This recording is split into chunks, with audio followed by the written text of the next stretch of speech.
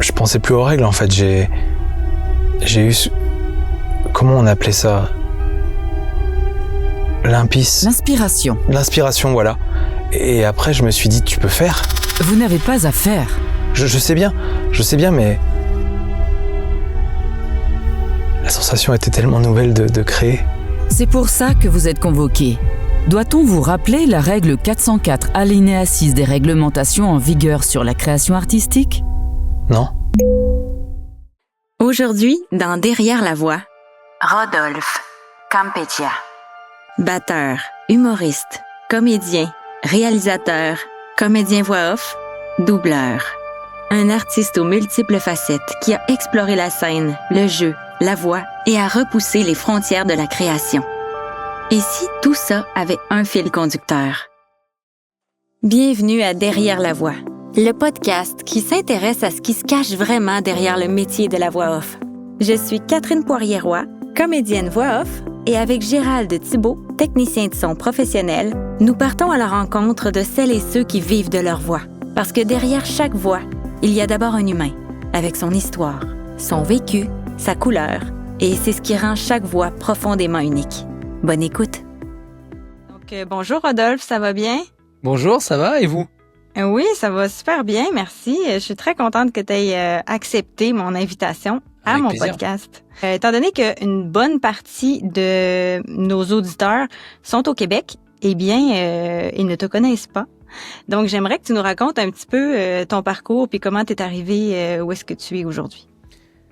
Ok, écoute, bonjour Québec, bonjour tout le monde. Moi, qu'est-ce que j'ai fait pour en arriver là? J'ai commencé par la musique. Je parle pour la partie artistique. J'ai commencé par la musique, j'avais dans la quinzaine d'années, j'ai été batteur dans un groupe de rock. On a fait après pas mal de dates. Au début, bien sûr, on commence en amateur, mais après on était en semi-pro parce qu'on avait des cachets, puis on faisait un peu la tournée, que ce soit en France ou même parfois en Suisse. Donc voilà, sans en faire un métier, à temps plein, mais en tout cas, on avait fait pas mal de choses. Et ça m'avait appris le goût de la scène, en tout cas. Et après coup, c'était en quelle année? 2012, je devais avoir 23 ans. Je me suis dit, j'ai pas assez en fait. J'ai fait le tour de la question au niveau musique et je voudrais m'exprimer un peu plus.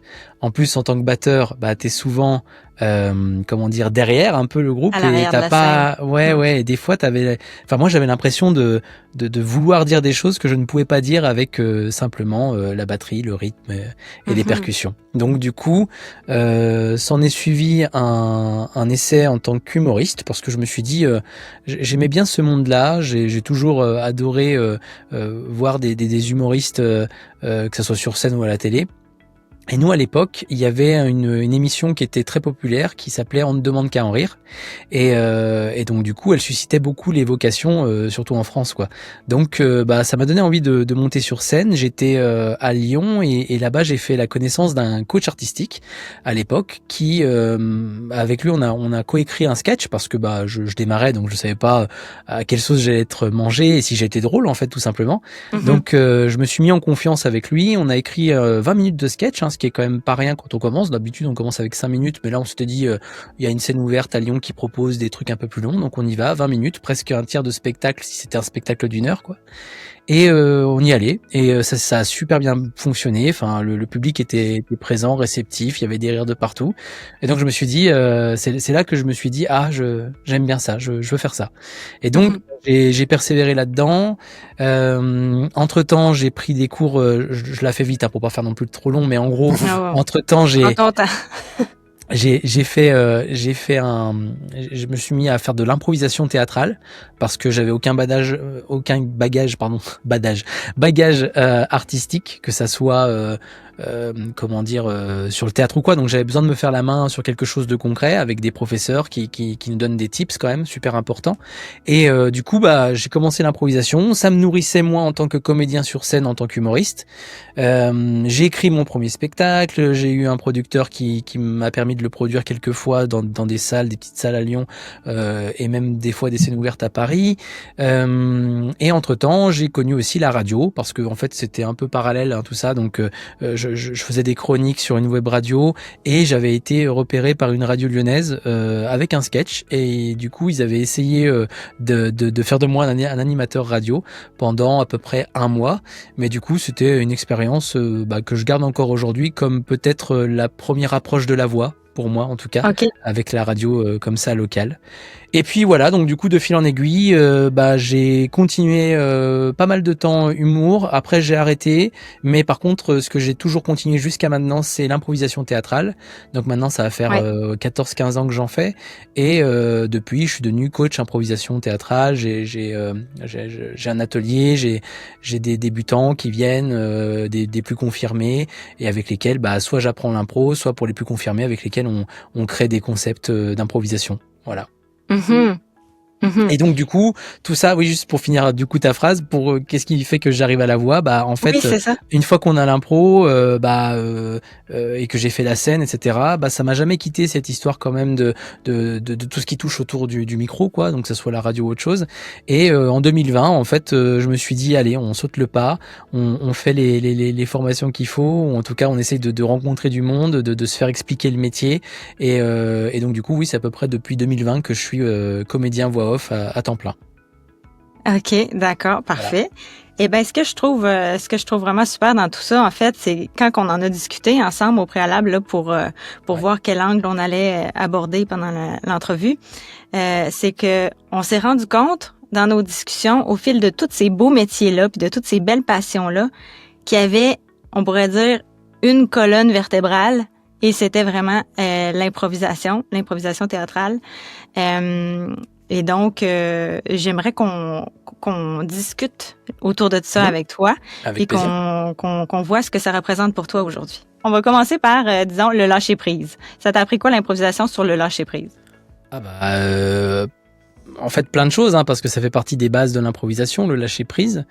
Qu'est-ce que ça m'a appris? Ça m'a appris que c'est quelque chose qui est pas inné. Enfin, ça l'est au début quand on est gamin, puis après on le perd.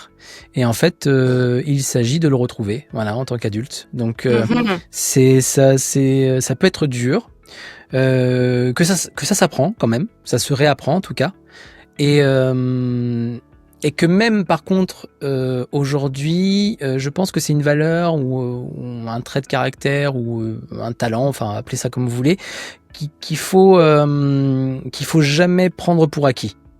Dans le sens où même si tu le maîtrises, même si tu fais, des fois tu peux ne pas avoir de lâcher prise. Ça arrive parce que t'es fatigué, parce que t'es pas dans le mood, parce que voilà. Donc c'est quelque chose quand même qui peut être un peu parce que c'est paradoxal, parce que le lâcher prise c'est limite, il faut pas y penser, mais ça peut être conscient, la démarche de dire je lâche prise, et après tu fais ce qu'il faut pour lâcher prise. Mais il faut se dire, bon, là, je lâche prise, quoi. Vraiment, je prends le cerveau, je le pose à côté, et j'y vais vraiment, moi, le médium, donc que ce soit le théâtre ou peu importe ce que tu fais, et le public ou les spectateurs ou les auditeurs, lâche prise, quoi. Fais un lien avec eux directement, et ne va pas te mettre 15 000 boucliers entre ce que tu as envie d'atteindre, quoi, et toi-même. Donc genre d'ego en fin de compte. Ouais, c'est vrai, il y a un peu ça, bien sûr. C'est vraiment de tasser ton ego puis de. Ouais, se livrer, quoi, vraiment se livrer, se mettre à nu, et puis pareil, le maîtriser, parce que souvent ce qui fait peur c'est ouais mais attendez, je vais être à poil alors comment je vais faire, et en fait tu peux le maîtriser, tu peux montrer ce que tu as envie de montrer aussi, mais il faut toujours une part quand même de lâcher prise, parce que c'est le chemin le plus direct en fait que tu as entre toi et ceux et celles à qui tu t'exprimes. Donc si t'as pas ce lâcher prise, les choses artistiques tu les vis mal et tu les fais mal, donc il faut lâcher prise, ouais. Et donc l'impro en tout cas, ça que ça soit en atelier ou que ça soit donc du coup dans les représentations théâtrales en improvisation, c'est la base. Le lâcher prise est toujours là et doit être là, sinon c'est compliqué.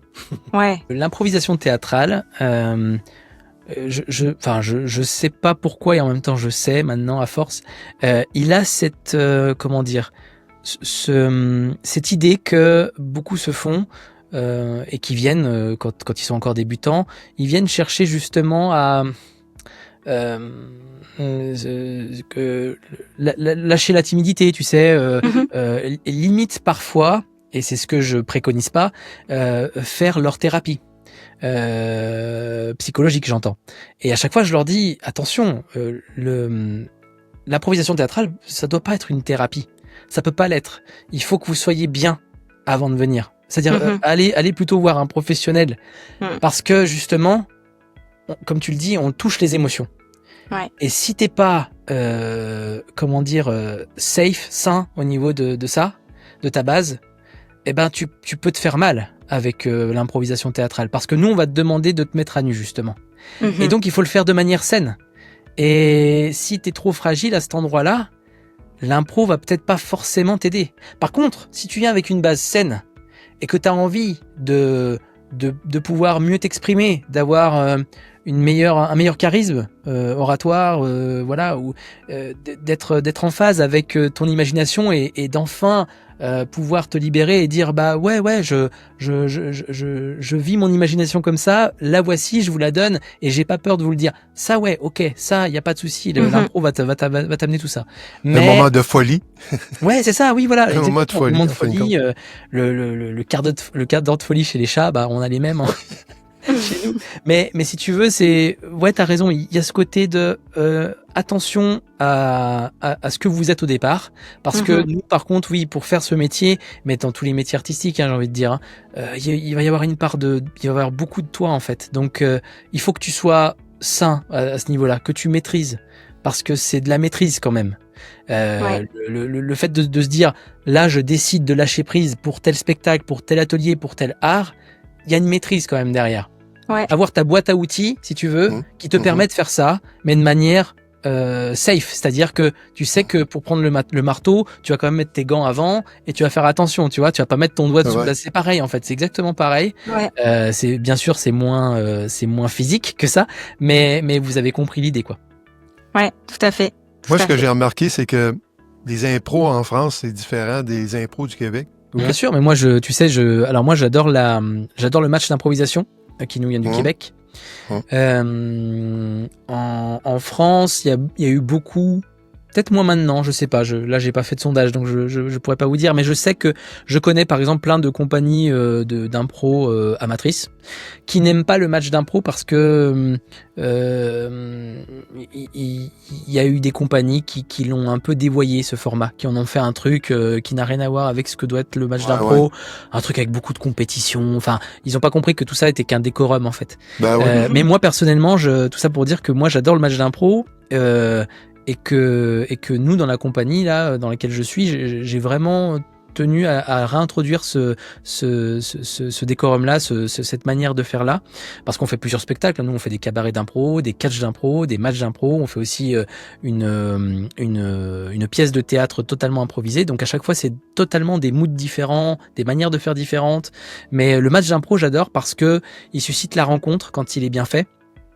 Et il suscite aussi quand il est bien arbitré, quand il est fait dans les règles et surtout dans la mentalité pour laquelle il a été fait, il suscite les très bonnes performances artistiques et de c'est comme un combat de performance. C'est ça. L'imagination se met à Et voilà, c'est ça, c'est donc moi donc ça pour dire que oui, je connais très bien et bien sûr que j'ai suivi des matchs. Même j'ai pu voir des rediffusions sur YouTube de Juste pour rire où ils rediffusaient des matchs d'impro au Canada au Québec. Et en fait, moi j'adore ce truc là pour ça, pour les rencontres et pour vraiment le côté exigence du jeu quoi, de faire les meilleurs impros avec ce qu'on a, avec ce que l'arbitre te donne et les règles en vigueur quoi. Ouais. Voilà. Et puis, au niveau de la voix off, comment l'impro influence ta façon d'aborder la voix off? Tout. En vrai, je m'en suis rendu compte. Avant, tu sais, tu fais les choses et puis peut-être tu y penses pas et puis après tu te poses à un moment donné, tu te dis, en fait, si ça vient de ça. Tout ce que je fais, je pense que la plupart de mes forces, entre guillemets, viennent de l'impro. J'ai une boîte à outils qui est assez énorme là-dedans et j'arrive à les fondre dans les domaines spécifiques qu'on me demande. Donc en voix off, ça va être la spontanéité, ça va être comprendre le brief très vite, comprendre ce qu'on veut de moi. Ce qu'on me dit souvent de moi, donc les clients voix, c'est waouh, t'es efficace, waouh, tu t'adaptes. Enfin, il y a souvent ce truc-là. Et j'imagine que ça vient de l'impro. Et l'adaptation, certainement, oui. Ouais, je pense, ouais. Tu sais, la spontanéité du truc, le côté, on va pas par quatre chemins, on a compris, c'est ça, quoi, et on y va. Et ça, franchement, je le dois à l'impro, c'est sûr et certain. Et aussi le fait, un peu comme le lâcher prise, de pas avoir peur, en fait, d'oser essayer, d'oser proposer. Quitte à on s'en fiche parce que de toute façon, même si je propose un truc qui est pas fou, j'aurai toujours l'autre jambe pour me rattraper et proposer autre chose. Donc, j'ai pas peur de ça, j'ai pas de limite. Et c'est ça qui est bien, je pense. L'imagination très fertile. Ouais. Clairement. C'est-à-dire que j'ai ce truc-là. Moi, souvent en impro, d'ailleurs, je le dis à mes élèves, je leur dis, quand vous faites une scène, faut visualiser. Faut que vous puissiez, vraiment regarder ce que vous êtes en train de décrire, ce que vous êtes en train de vivre. Vous êtes une bouteille, vous allez être une bouteille. Ouais, mais surtout, tu sais, c'est même dans une scène, je leur dis, et parce que c'est vrai, si je suis dans une cuisine, moi je la vois, la cuisine. Je vois le micro-ondes, je vois exactement où est le meuble. Quand je vais ouvrir une porte, je sais qu'elle est là, la porte. Et après, je pourrais jouer avec toute la journée, même si c'est du airport, hein, elle n'existe pas, n'empêche qu'elle est là. Et en fait, je leur dis, ouais, je suis très visuel là-dessus.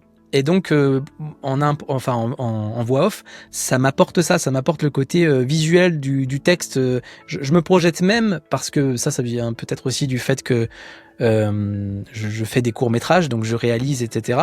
Des fois, je me projette même après. J'arrive à penser ce que va être la pub, ce que va être la production, ce que va être, voilà. Et donc, du coup, j'arrive à me mettre un peu dans la peau du client, en fait, et du résultat final vers quoi il veut aboutir. Et donc, je me dis, tout ça corrélé, tout ça mis bout à bout, donne peut-être chez moi cette facilité à spontanément essayer de proposer des choses, en tout cas. Un comédien voix off formidable. C'est ça que t'allais dire. Non, je n'allais pas dire ça de moi, mais merci. Ta force, c'est la publicité, en fin de compte. Il y en a plein peut-être qui le disent, mais j'espère ne pas faire que ça. En tout cas, moi, ce que j'aime, c'est incarner des personnages. Donc, pour moi, une publicité, quand elle est bien faite, d'ailleurs, tu dois incarner qui tu es, à qui tu parles, d'où tu viens, à qui tu t'adresses. Enfin, tout ça, ça fait de toi un personnage. Mais moi, j'adore, par exemple, aussi faire je travaille souvent avec une artiste qui s'appelle Juliette Dargan, qui fait des podcasts surnaturels. Enfin, ça s'appelle Rencontres surnaturelles. Oui, Betty nous en avait parlé. Ouais. Oui. Et c'est génial parce qu'en fait, elle me caste, elle me donne des rôles. Enfin, elle me caste pas que moi, d'autres. Mais moi, quand elle m'appelle, elle me caste sur des rôles qui à chaque fois sont différents. Et j'adore parce que ça, du coup, c'est pour moi, c'est comme si c'était un réalisateur qui te demande pour un film. Bon, sauf que là, c'est audio. Et ça, tu vois, par exemple, c'est quelque chose qui demande chez moi les ressources en impro, quoi. C'est-à-dire que je me mets dans la peau du truc, etc. Et j'y vais. Et puis je lui délivre aussi pas mal d'intonations. Puis après, bon, bien sûr, elle fait son mix. Mais c'est ça qui est super intéressant. Donc Ouais, je sais que moi en tout cas j'adore la pub, ça il y a pas de souci, mais je fais pas que ça, je fais aussi de l'acting, quoi, on va dire, et d'ailleurs je me forme là-dessus, j'ai fait 2 formations récemment là sur le doublage. Ouais, c'est ce que j'allais te demander, oui, c'est ça. Voilà. Ça t'a amené au doublage, là, tout ça. Ouais. C'est là, forcément, de vouloir jouer des rôles et tout ça, c'est... j'ai l'impression que c'est un peu le truc qui me manquait encore, quoi. Vraiment, c'est le côté doublage. Alors, j'espère que j'aurai des premiers rôles d'ici peu.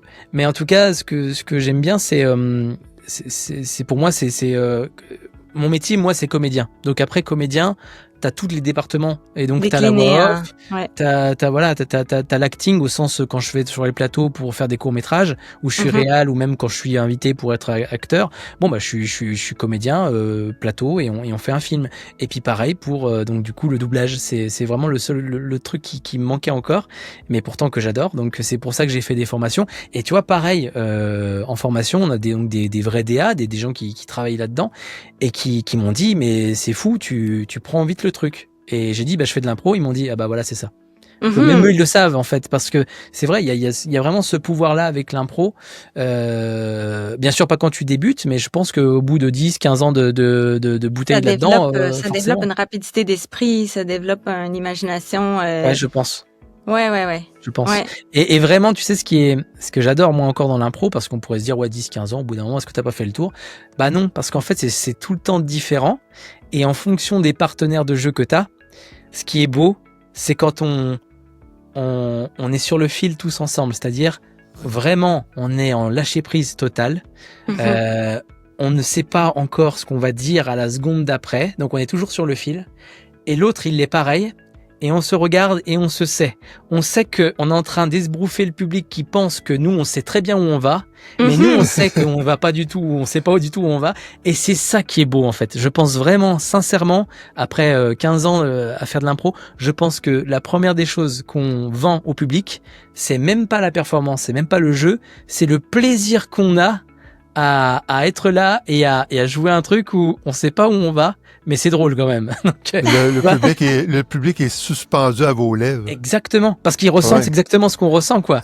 Et c'est ça Finalement, qui tu dis, ils pensent qu'ils savent pas, mais ils doivent le ressentir aussi, un peu comme vous, puis ça fait que tout le monde est comme un petit peu sur le... Oui, tu sais, c'est un peu, t'es tous comme ça en mode, attends, ils savent ou ils savent pas où ils vont? Non, ils savent. Non, ils savent pas. T'es sûr? Parce que là, il y a ce doute toujours. Et c'est ça Tu le reproduis pas deux fois, là. Tu sais, jamais. C'est instantané, c'est spontané.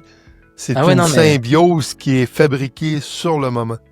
Tout à fait. Et donc, c'est pour ça qu'on dit souvent en public, ce que vous allez voir, c'est inédit, il n'y a pas de texte, et vous n'allez pas le revoir deux fois, c'est sûr. Vous reviendrez, ça sera autre chose, parce que les partenaires auront changé, parce que les thèmes auront changé aussi. Quand on fait du cabaret d'impro, c'est le public qui nous donne les thèmes, donc les thèmes sont souvent différents. Bon, à part s'il y a quelqu'un qui vient à chaque fois les spectacles, qui met à chaque fois le même thème, mais j'y crois pas trop, tu vois. Donc, en vrai, c'est ça aussi qui est bien, c'est renouveler tout le temps. Et d'ailleurs, je pense, pour te répondre un peu plus généralement aussi, Catherine, le renouvellement, j'en ai besoin aussi. C'est-à-dire que j'aime pas faire à chaque fois la même chose.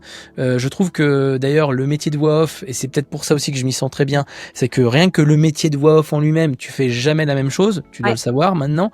Donc, voilà, on n'arrête pas de faire des choses différentes et c'est génial. À chaque fois qu'on se lève le matin, on se dit. C'est ce que j'adore moi aussi de ce métier, Mais en plus de ça, moi derrière, quand je vais faire un concours de court-métrage, quand je vais aller voir un stage de doublage, etc. Enfin, le métier sera totalement différent et c'est ça que j'aime bien. C'est vraiment renouveler tout ça, quoi. Quel est ton acteur préféré, toi, Rodolphe? Bonne question, hein. Je sais pas parce que j'en ai tellement, en fait. Moi, j'ai des films, T'as-tu une référence? Une référence qui t'inspire? Mais passée ou présente? Passé. N'importe. Passé, ça serait De Funès, Louis de Funès. Ouais.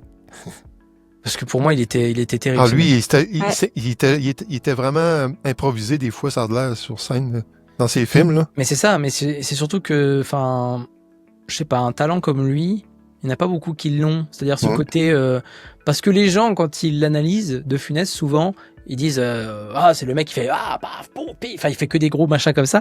Des grimaces. Mais en fait, il les faisait avec tellement de sincérité et de lâcher prise, justement, qu'il n'y en a pas beaucoup qui peuvent le faire comme lui. C'est un peu d'ailleurs comme Jim Carrey. Jim Carrey, il a ce côté... tiens, d'ailleurs, coucou les Canadiens.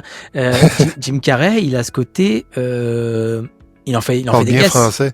Ouais, oui, on l'a vu au César. Non, mais il en fait des caisses, tu vois. Mais c'est du génie d'en faire des caisses autant que lui et d'arriver quand même à émouvoir. Ça veut dire que derrière, il a le talent de, même si c'est grandiloquent ce qu'il fait, c'est fait avec tellement de générosité et de vérité que c'est quand même talentueux. C'est pas pour moi du surjeu.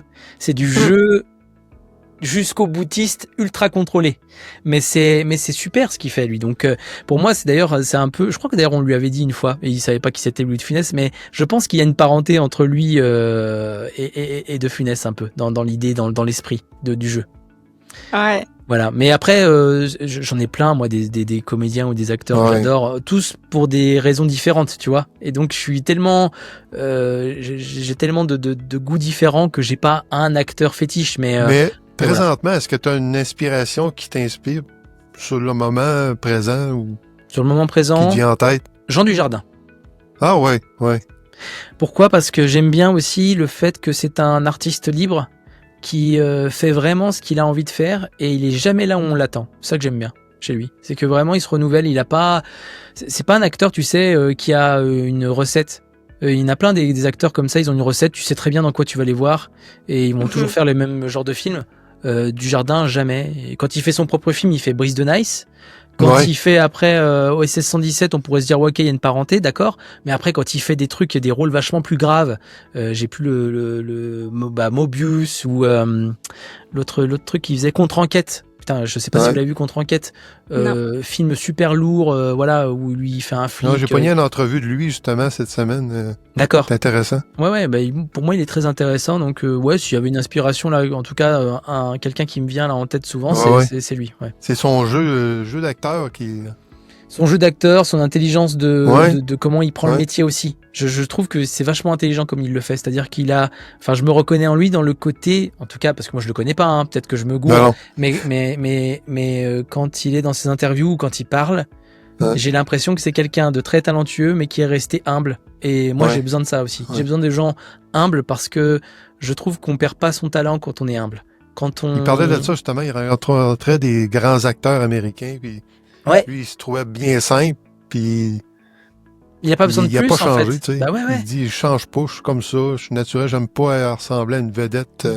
Bah en plus, il a raison, parce que honnêtement, quand t'aimes bien le métier comédien, et que t'es français, c'est pas aux States que tu vas trouver les plus beaux rôles. Hein. Non. En vrai, hein. Donc, parce que déjà, c'est pas ta langue, que là-bas, ils ont une manière de jouer qui fonctionne bien dans la langue, mais si tu la transposes en français, ça marcherait pas. Donc, moi, je comprends, en fait, ces choix et le fait qu'ils se disent, ouais, non, c'est en France que je vais trouver ma voie, quoi. Donc, Tu penses à toi en tant qu'artiste. C'est quoi qui te porte en tant qu'artiste? C'est quoi tes valeurs? Si on enlève tous tes rôles de réalisateur puis tes expériences, qu'est-ce qui te fait vibrer en tant qu'artiste? Là, comme ça, ce qui me vient spontanément, ça serait de te dire que d'être sincère, en fait. De la sincérité. L'authenticité. L'authenticité, l'alignement. Être aligné, en fait. Donc, tout ce que je fais, je le fais parce que à un instant T, j'ai envie de le faire et je vais le faire.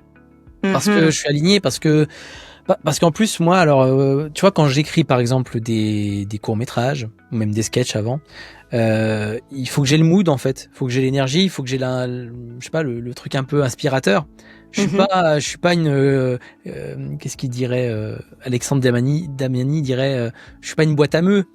Je fais pas tu me dis pas de faire un truc et je vais le faire. C'est je parle pas de la voix off, mais je parle en tant que créateur. En tant que créateur, des fois, ça te vient comme ça. Et tu deviens que le médiateur de l'idée que tu as eue, tu ne sais pas d'où ça vient, mais tu es juste le médiateur et il faut la choper et puis il faut l'écrire parce que sinon tu vas l'oublier. Et puis tu fais quoi, parce qu'en fait tu es porté par l'énergie tu vois. Et le seul truc qui est un peu différent, c'est quand je participe à des concours. Bah forcément les concours de court-métrage, que ce soit le Nikon Film Festival ou d'autres choses, il y a une thématique. Donc t'es quand même t'es quand même limité par la thématique qu'on te donne. Mais c'est pareil, il y a des concours, des fois, je n'y participe pas parce que j'ai pas l'idée, quoi. C'est-à-dire que la thématique, il faut qu'elle me parle. Et si j'ai l'idée que je l'attrape au vol, ok, j'accouche d'un truc et puis il faut le faire parce que c'est là, il faut le faire. Tu vois. Des fois, j'appelle mon équipe, le cadreur, le machin. Et les gars, faut faire. Quoi, il faut faire comment ça? C'est-à-dire, non, mais là, il faut que demain on tourne. Comment ça demain? Mais t'es taré, Rod? Si, on va tourner parce que l'idée est là et puis il nous reste plus que 2 jours. Ah ouais, mais Rod, à chaque fois tu fais les trucs 2 jours avant. Bah oui, mais l'idée elle est venue là. Donc tu vois, j'ai vraiment ce truc-là. Mais c'est ça, c'est-à-dire que vraiment des fois là-dessus, je suis oula, je contrôle pas tout. C'est vraiment l'émotion qui te contrôle, tout ça, on dirait. Ouais, c'est l'émotion. C'est l'émotion. Les émotions, tu vois, pas que les. C'est pas la pensée, c'est vraiment l'émotion que tu as du moment. Oui, il faut être organique. C'est ça que j'ai appris aussi avec les années. Il faut être organique. Si tu fais tout cérébralement, ça va pas passer. Parce que toi et moi, là, maintenant, on a une discussion et en fait, je sais pas à l'avance ce que je vais te dire là, maintenant, tout de suite. Pourtant, je suis en train de te dire des choses qui sont très vraies, très sincères parce que je les pense à l'instant T. Et je pense qu'une histoire, quelle qu'elle soit, quand elle est racontée, qui plus est dans des courts-métrages, faut que ça soit ça. Donc même si tu as des mécaniques de jeu très précises, parce que par exemple moi quand je fais de la comédie, je le disais récemment encore à Betty parce qu'on est en train de bosser son sketch, je lui disais la comédie c'est du rythme. Donc il faut pas se gourer. Hein. Et alors moi, ce qui était batteur avant, le rythme je l'ai dans l'oreille. Et en fait, il y a des vannes, elles vont fonctionner que si tu le fais au bon rythme. Donc, bien sûr que quand tu les écris et que tu écris une comédie, comme les dernières en date que tu as sûrement vu, Catherine, tu me disais, tu sais, où je faisais l'inspecteur, là. Oui. Et ben, la mécanique ne va fonctionner qu'avec un certain rythme. Malgré tout, même si tu as ce rythme, tu peux quand même, sur place, ajuster les paramètres pour que ça soit le plus vrai possible, le plus naturel possible avec les acteurs que tu as. Et c'est là que le côté organique rentre en jeu, en fait. C'est vraiment le côté, ok, tu as une mécanique, mais après, on n'est pas des boîtes à meux, quoi. On est des humains, et j'ai envie de voir, toi, comment tu vibres avec le texte que je te donne, et me dire, bon, bah ok, peut-être que toi, il vaut mieux que tu le fasses comme ça fera la même chose, mais toi, au moins, tu seras naturel, quoi.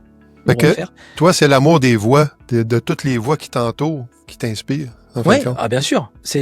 Et la vie en général. Moi, le côté comédien, c'est aussi observer, en fait. Hein. Moi, je fais que ça. Quand je suis dans une gare à attendre le train pour aller à tel studio, j'adore un personnage passé. Ah ouais, mais parce que tu en vois.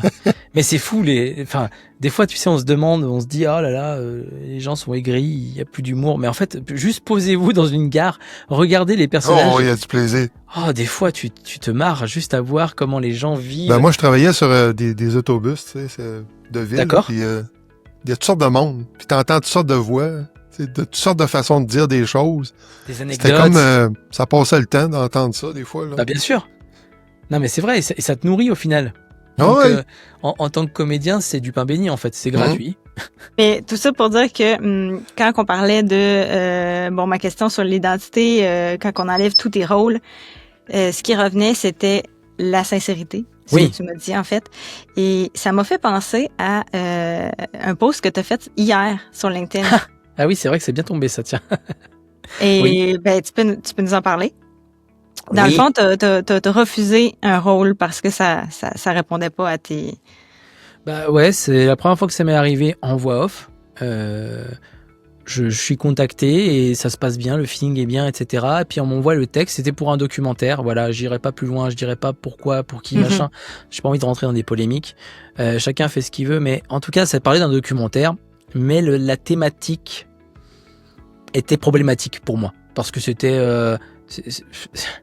c'est pas que si je le faisais, je cautionnais ça, mais quelque part, il y avait peut-être un peu de ça. Et donc je vous rassure, c'est quelque chose de légal, mais éthiquement, c'est pas... Enfin, il y a des débats là-dessus, quoi. Donc, si vous voulez, je me suis dit non. En tout cas, moi, je sais pas. Maintenant, je me fais confiance. J'ai une collègue talentueuse qui s'appelle Florilège. Je la salue ici et c'est un peu ma binôme de voix off. Avec elle, on fait les stages, voilà, on se côtoie, on se comment dire, comment on appelle ça, j'ai pas le mot. On se donne du courage, quoi. On se motive. On se motive. Voilà, on se motive. Et elle a une phrase que j'aime bien et que maintenant je répète tout le temps, c'est quand il y a un doute, c'est qu'il n'y a pas de doute. Donc en fait maintenant, dès que j'ai un petit doute, dès que j'ai un petit dépassement au cœur, un petit truc de je sais pas, je le sens pas le projet, bah je le fais pas. Je préfère parce que je sens qu'après je vais le regretter et non, j'ai pas envie de regretter ça. Donc des fois, bah tu vois, lâcher prise, c'est aussi lâcher un projet parce que bah c'est pas pour toi, en fait. Sur ton instinct. Exactement, ouais, être le plus instinctif possible. Ouais. Parce que je sais plus pourquoi, alors là pour le coup je me rappelle même plus pourquoi, ça me reviendra mais dans 10 ans, mais je sais que l'année dernière, il y a eu un truc où j'étais mal à l'aise, mais j'avais essayé quand même d'essayer de voir si la personne en question était sympa, etc. Et au final il s'est avéré que non, elle l'est pas du tout. Et il y a pas que moi en plus qui l'ai vu après, tu sais, ça fait un peu l'effet secte, c'est-à-dire que tu as l'impression que c'est toi qui es fou, puis après tu vois qu'il y a plein de gens qui commencent à en parler, puis tu te dis mais en fait si, depuis le début je le sens que la personne est pas quelqu'un que tu as envie de côtoyer, et pourtant tu y es allé. Donc je me suis dit plus jamais. Et comme tu le dis, Gérald, ouais, tu sens ton instinct, des fois il est plus intelligent que toi, il parle pour toi. Donc maintenant, du haut de mes 37 ans, je fais ce que... Voilà, si je sens qu'il y a un truc qui va pas, je le fais pas. De toute façon, je pense qu'on fait un métier, en tout cas en voix off, où tu as envie de te faire plaisir. Donc fais-le vraiment pleinement, en pleine conscience. Comme ça, en plus, les clients que je sers parce que je crois en leur projet ou parce que le projet ne me déplaît pas, eh ben, je vais vraiment les servir à 200% parce que c'est mon leitmotiv. Et puis, les trucs qui sont pas pour moi, bah, c'est pas pour moi. Il y a pas de souci. Next. Totalement d'accord. Voilà. Donc oui, ça répond aussi, oui, effectivement, le côté sincère, c'est pas des cracks, hein. Chez moi, c'est vraiment important et je l'ai appris presque à mes dépens, dans le sens où, je sais que si je ne fais pas ce que mon corps me dicte de faire, au bout d'un moment, tu te le reprends dans la tronche. Donc, tu te respectes. Ouais, il faut se respecter. C'est important.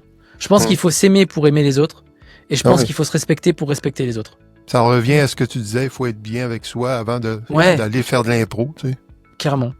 Donc si toi, tu as une attitude envers toi-même bienveillante, où tu essayes vraiment de faire au mieux que tu peux, voilà, tout en restant humble, et ben je pense, en tout cas c'est mon mood à moi, que tes relations après elles vont être beaucoup plus saines. Et puis d'ailleurs, vous l'avez dit au début, apparemment il y a des gens qui m'aiment bien, bah voilà, peut-être que ça vient de là aussi, donc tant mieux quoi. Est-ce qu'il faut aimer sa voix? Oui. Hein? Parce qu'il y en a plusieurs qui disent souvent ça. Ah, j'aime pas ma voix, m'entendre. Mais est-ce que c'est les professionnels de la voix off qui le disent? Parce que je pense que c'est les gens qui sont pas habitués. Non? En même temps, je comprends ce que tu veux dire, Gérald, mais tu sais, ça, c'est quand t'es pas habitué au début. Tu sais, n'importe qui est pas habitué de s'entendre parce qu'on s'entend pas de la même façon. À l'intérieur de nous-mêmes que quand on s'entend de par une oreille extérieure. Fait que c'est une question d'habitude, là, après, quand on commence à s'entendre à tous les jours. C'est les débutants qui me disent ça souvent. Ben, moi, je le disais souvent avant, quand j'entendais ma voix sur des vidéos de famille, admettons, ou des vidéos de... Tu sais, puis que là, j'entendais... c'est ma voix, ça, tu sais, quand t'es pas habitué de t'entendre, souvent, tu fais comme un petit... Je crois que moi, j'ai des souvenirs de quand j'étais gamin. Tu sais, il y a l'époque des caméscopes, les cassettes, les mariages... On remet ça en famille et je me rappelle que gamin, je me disais mais c'est ça ma voix fluette là de gamin. Oui, moi aussi. Ouais. Mais après, dès que j'ai commencé à mettre un casque, à écouter ma voix, donc pour les podcasts que je faisais, enfin les podcasts, pas les podcasts, les chroniques radio que je faisais, les web radios, les trucs comme ça, quand j'ai démarré en même temps l'humour, j'ai démarré ça. Ça m'a très vite passé quoi. L'idée de me dire parce que pareil, je pense qu'il faut justement, il faut pas être dans le jugement, il faut pas trop s'écouter aussi, hein, je pense. Parce que c'est mauvais. Tous ceux qui s'écoutent veulent une belle voix et donc ils en font des caisses alors qu'il n'y a pas besoin. Sois naturel et ta voix suivra. Donc voilà. Autrement, tu perds justement de ton naturel puis tu transmets moins bien. Quand tu penses trop à la technique puis à aller mettre la voix quelque part, ben là tu penses plus à ce qu'il faut vraiment puis à qui il faut que tu parles puis tu perds. Est-ce que la technique pour toi c'est important, Rodolphe? Oui, quand même. Oui. Mais en fait, c'est la technique, c'est corrélé, mais il faut jamais la séparer de l'organique. Il faut jamais la séparer de la réalité, de tes émotions. Donc il faut faire les deux, je pense. Et c'est pour ça que d'ailleurs je travaille au casque. Moi personnellement, je pense que quand on est voix off, il faut travailler au casque. Je sais qu'il y a des compères à moi qui ne travaillent pas au casque. Je ne sais pas comment ils font, parce que quand même, c'est bien d'avoir. Ouais, il y a des subtilités, il y a des retours. Puis même, techniquement, il y a des choses, des fois, j'ai un peu trop de salive dans la bouche, hop, je vais boire de l'eau, etc. Tu vois, tu peux pas l'entendre, ça, si t'as pas le casque, déjà. Donc, c'est juste pour déjà corriger ces choses-là. Et après, des fois aussi, quand t'es dirigé, tu fais ton truc, t'y penses pas. Mais par contre, si le directeur artistique, il te dit, là, t'as vu, t'as fait ça, j'aimerais bien que tu fasses ça. Ok, fais-moi écouter, t'écoutes. Ah oui, c'est vrai, j'ai fait ça. Et hop, tu peux réajuster beaucoup plus facilement que si t'as pas le casque. Donc, je pense que pour les métiers de la voix, ouais, pour moi c'est casque et c'est pas antinomique avec le fait d'être organique et d'être naturel, mais par contre la technique elle vient aussi avec. Voilà, c'est un truc qui peut pas se départir quoi du reste. Voilà. J'ai envie de t'amener ailleurs, même si c'est un sujet qu'on a souvent beaucoup entendu et exploré, celui de l'intelligence artificielle. Ah, le fameux. Ouais. Mais avec toi, j'ai envie de l'aborder différemment. Tu as réalisé un court-métrage dans le cadre d'un concours dernièrement, Règle 404, qui m'a profondément marqué. Je me suis rendu compte de ça dernièrement, après avoir décidé de t'interviewer. En regardant ta page Instagram, je suis tombée là-dessus, je me suis dit, Colin, c'est lui qui a fait ça. Je l'avais vu.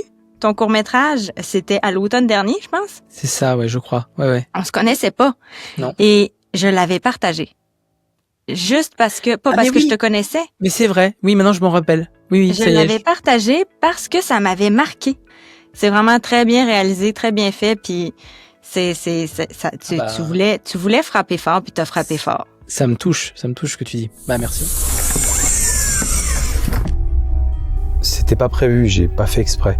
Vous voulez dire que ce n'était pas intentionnel ? Je pensais plus aux règles, en fait. J'ai eu... Comment on appelait ça? L'inspiration. L'inspiration, voilà. Et après, je me suis dit, tu peux faire. Vous n'avez pas à faire. Je sais bien, mais... La sensation était tellement nouvelle de créer. C'est pour ça que vous êtes convoqué. Doit-on vous rappeler la règle 404 alinéa 6 des réglementations en vigueur sur la création artistique? Non? Doit-on vous rappeler que ce que vous avez fait est illégal car vous avez décidé de créer? Non. Nous avons fini. Vous serez convoqué demain et vous serez jugé. Vous pouvez disposer. N'oubliez pas, vous promptez, nous faisons. Suivant. Là, on revient. L'inspiration est venue de où quand t'as fait ça? Pareil, tu sais, donc là, on revient à ce qu'on disait. Donc, l'émotion arrive, l'idée aussi, et on y va. Et l'émotion, elle venait du trop plein de trucs, de bullshit sur l'IA que je voyais passer, notamment sur LinkedIn. En fait, avec l'IA, il y a un truc que j'ai remarqué, c'est qu'il y a sans cesse, constamment, un effet waouh, cyclique. C'est-à-dire que tous les mois, toutes les semaines, on te dit waouh, vous avez vu l'IA, ce qu'elle sait faire, et regardez, dans une semaine, elle sera, et là dans un mois, et puis après, on projette des trucs, tu sais. On se fait bombarder, hein. Ouais, et puis tu sais, dans 2 ans, elle fera le café, dans 3 ans, plus besoin de se lever. Enfin, il y a ce côté un peu, voilà. Et en fait, je suis pas anti-IA du tout. Dans le sens où moi, la technologie, moi je suis plutôt, je dirais pas que je suis geek, mais en tout cas la nouvelle technologie, moi ça m'intéresse. Mais pas envahissant, tu sais. Pas envahissant. Voilà. Non.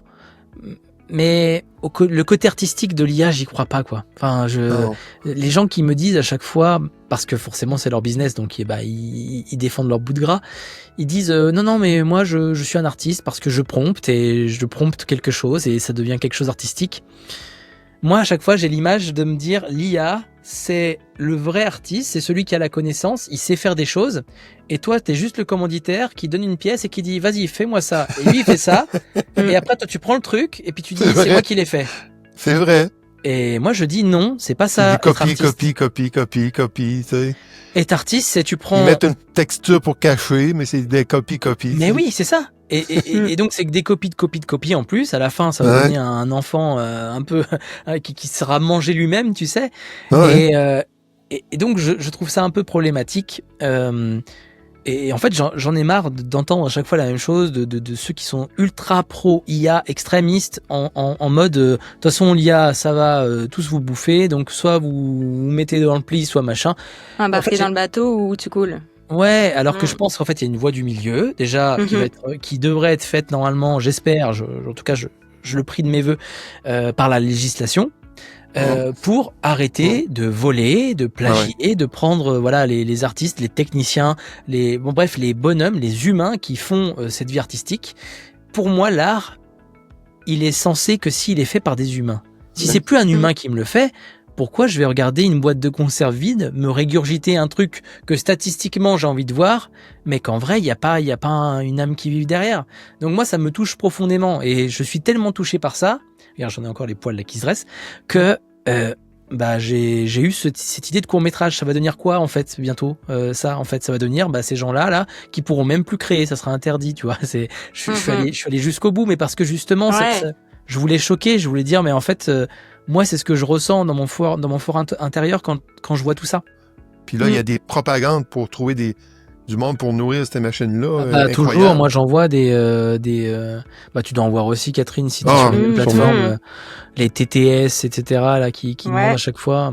Je me rappelle, les premiers, c'était 20 000, 30 000. Après, t'as eu des 100, des 1500. Mais t'as quand même des gens qui répondent. Et tu te dis, mais qui sont ces gens? À chaque fois, il y a des réponses. Mais après, est-ce que c'est des vraies réponses ou c'est pour encourager les gens à répondre?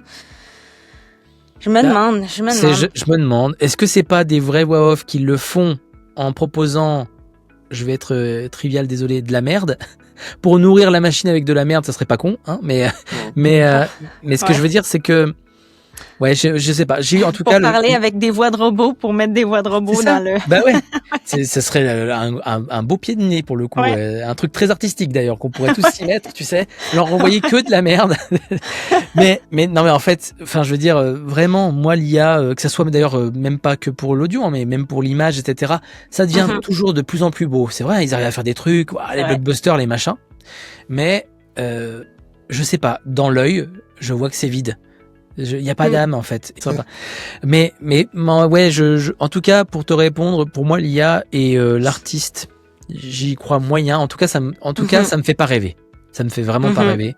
Et donc dès lors que j'entends ou je vois des trucs faits avec de l'IA, en tout cas, encore une fois, c'est pas combattre l'IA. Si l'IA vient, moi là, je suis en train de bosser en tant que, je fais un peu de mixage son pour un film de copains, hein, un film amateur, etc. Dans lequel je joue, etc. Et donc forcément, on est à petit budget. Donc parfois, on va utiliser l'IA, mais ça va être pour des rustines. Entre deux scènes, si tu veux, ça va nous permettre de mettre tu vois ce que je veux dire, Gérald, une sorte de un correctif, une pastille juste pour genre une scène, une demi-scène, etc. Pour moi, en fait, je le vois comme un outil. C'est un outil puissant. Mettre un fond à quelque part que tu veux. Ou des choses comme ça. Tu vois, c'est-à-dire pour des techniciens, ou même d'ailleurs pour des petits budgets, parce que les petits budgets ça a toujours existé, genre par exemple même moi quand je fais des courts-métrages, j'ai jamais engagé un technicien ou quoi, j'ai plutôt un pote qui aime bien faire ça, il le fait. Donc en fait on vole pas si tu veux de métier à quelqu'un, on fait les choses comme on les fait.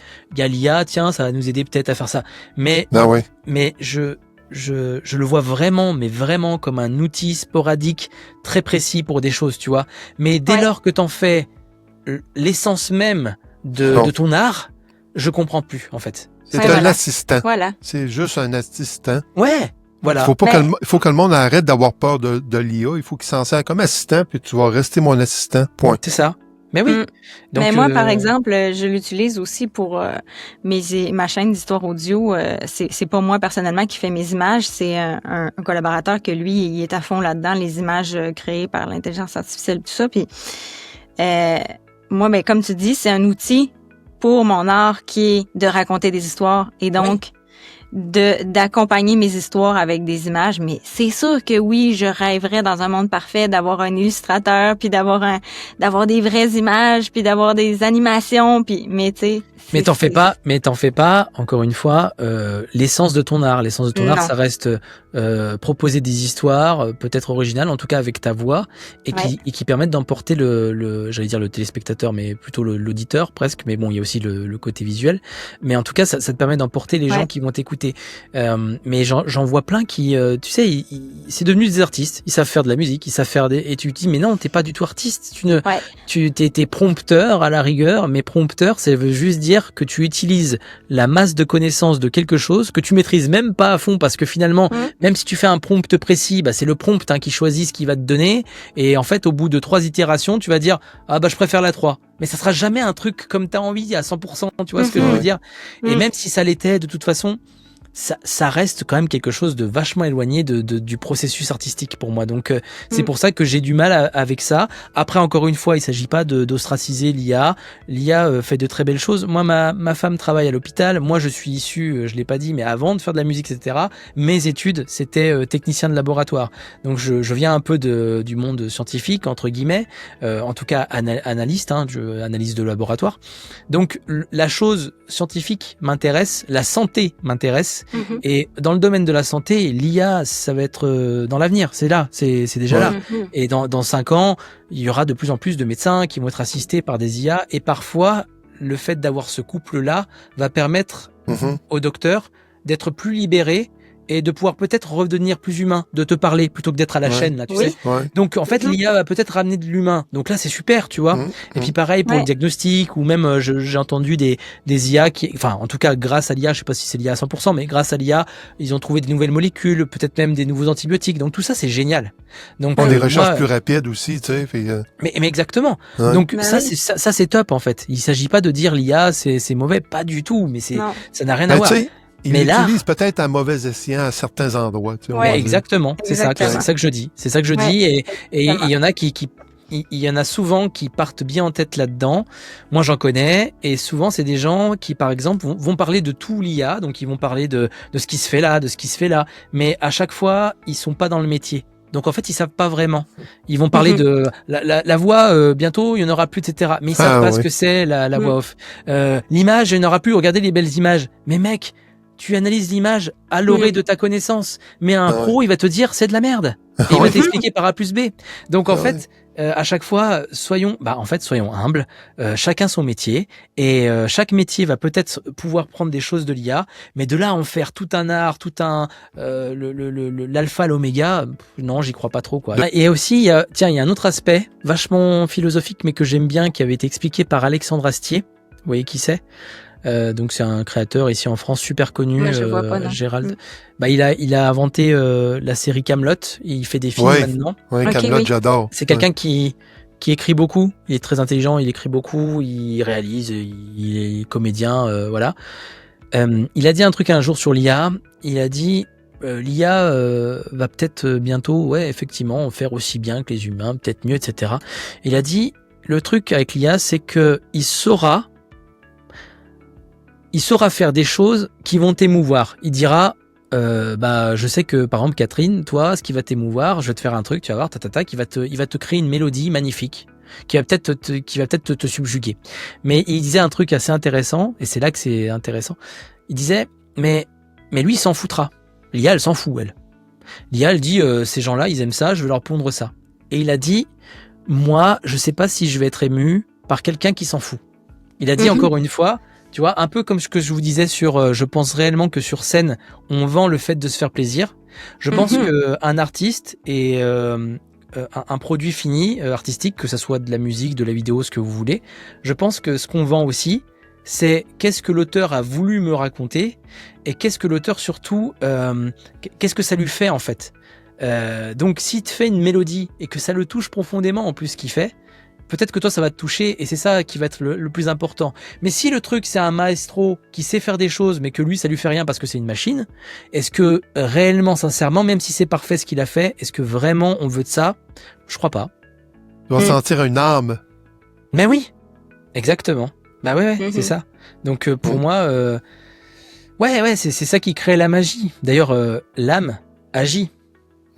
Donc, j'aime bien faire des fois des jeux de mots, ce qu'on appelle la langue des oiseaux. C'était pour ça. Non, mais ça vient de la langue des oiseaux. Ça s'appelle comme ça en France. Ah ouais? En gros, c'est faire résonner des mots avec d'autres mots et ça leur donne une couleur différente. C'est un peu de la poésie, hein, bien sûr. Donc Effectivement. Voilà. Mais c'est pour ça, en tout cas, pour te répondre, que ça m'a inspiré Règle 404 et je suis super content de savoir que ça t'a touché comme ça. Enfin, voilà, ça me fait quelque chose. Voilà. En fait, c'est que tu le dis, t'as été jusqu'au bout de où est-ce que ça pourrait aller dans le max du max, même si c'est pas totalement crédible. Mais c'est du science-fiction, mais tu sais, c'est du science-fiction qui est tellement bien fait qu'on se dit, un peu comme tu connais les émissions Black Mirror? Oui, bien sûr. Oui. C'est un petit peu le même style, tu sais, Ah, mais totalement. C'est fou, mais c'est pas totalement fou, tu sais. C'était fait pour. Il y avait ce côté un peu Black Mirror, bien sûr, dans l'inspiration, parce que c'est une dystopie, quoi. C'est un truc qui pourrait être, si on laissait le truc s'emballer, c'est pas loin de la vérité. Voilà. Bien sûr. Et d'ailleurs, au passage, je refais un coucou à Florilège, donc ma collègue, parce que c'est elle qui avait fait la voix IA. Il n'y a pas de voix IA, c'est une vraie voix que je l'ai dirigée pour avoir ce côté IA, mais IA froide et en même temps qui pique un peu. Enfin voilà, T'es une découverte pour moi, Rodolphe. Merci. Ah bah, mais merci, mais toi aussi, vous deux. Ah oui. Donc non, mais une sacrée on est tous découverte. des passionnés de la voix, en fin de compte. Tu sais. Ben oui, je pense. On a tout un bagage. On partage toute une même passion, puis. Exact. Plus j'évolue dans ce milieu, plus je réalise que la voix off, il y a une communauté d'entraide, une communauté de vraiment là, c'est toutes des âmes alignées finalement, je trouve.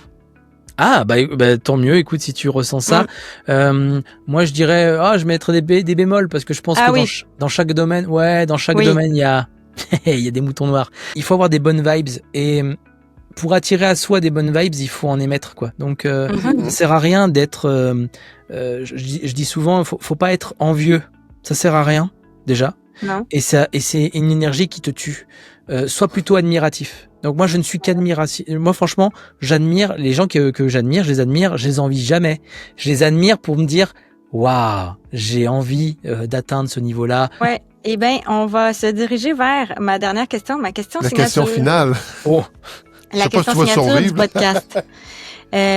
Donc, selon toi, qu'est-ce qu'on ne voit pas derrière la voix, mais qui fait toute la différence?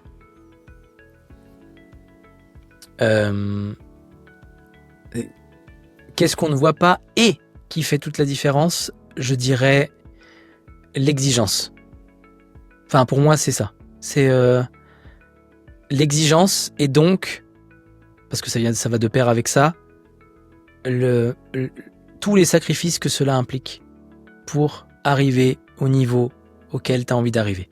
Mm-hmm. Je pense que c'est ça qu'on peut ne pas voir derrière une voix, parce que c'est un peu comme j'ai vu un dessin une fois qui passe souvent sur internet, je sais pas si vous l'avez vu, mais qui est vachement vrai, où on voit un mec sur une montagne, il est comme ça, et t'as les gens qui l'applaudissent, et en fait on voit derrière lui que je sais plus comment c'est fait, mais en gros ça pourrait s'imager comme ça. Il a le dos en sang, il y a des orties, toute sa montée il y avait des orties, il y avait des embûches. Donc les gens voient pas toutes les embûches qu'il a fait pour en arriver là, ils voient que le produit final et ils disent oh là quel talent.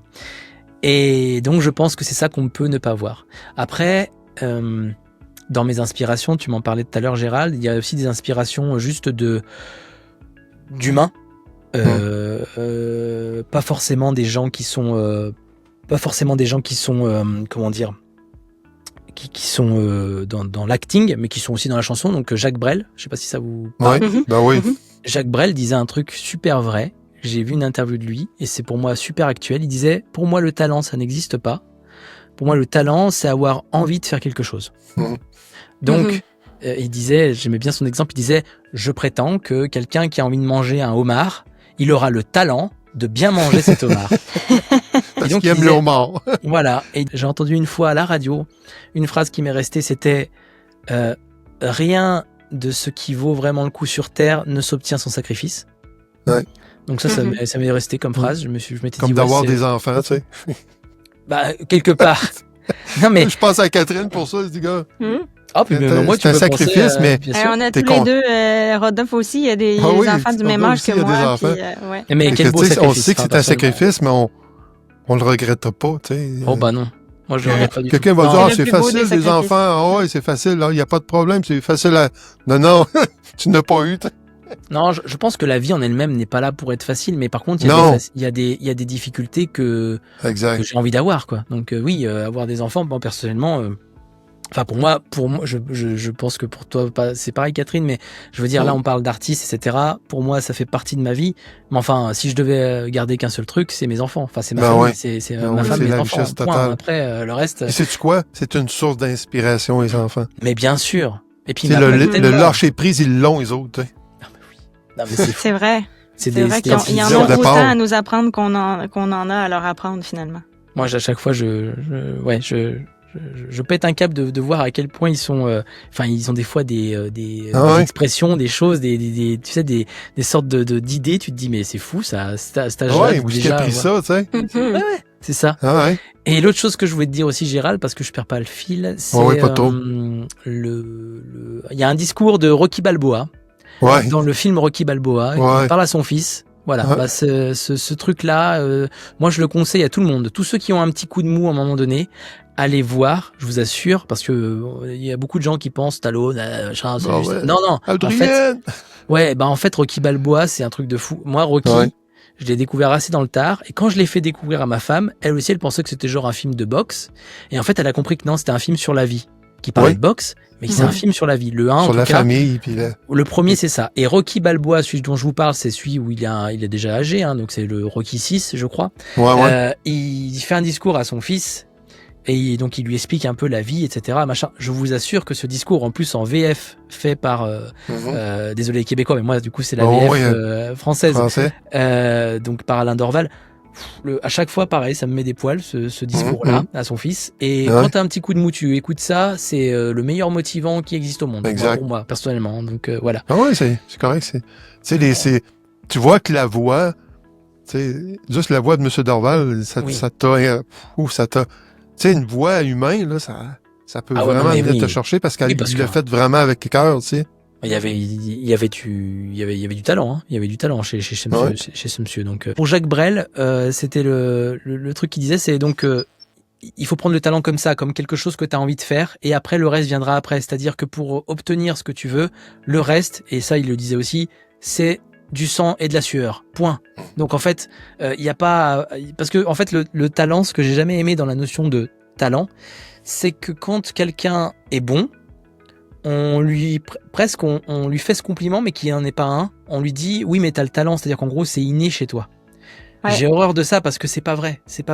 Le talent comme ça qui a pas été travaillé, il sert à rien. Un talent travaillé, ça par contre, ça t'emmène dans des sommets. Donc c'est pour ça qu'on revient un peu sur le côté exigence. Je suis vraiment très exigeant avec moi-même, mais aussi avec les gens avec qui je travaille. Si discipline, hein. Ouais, il faut.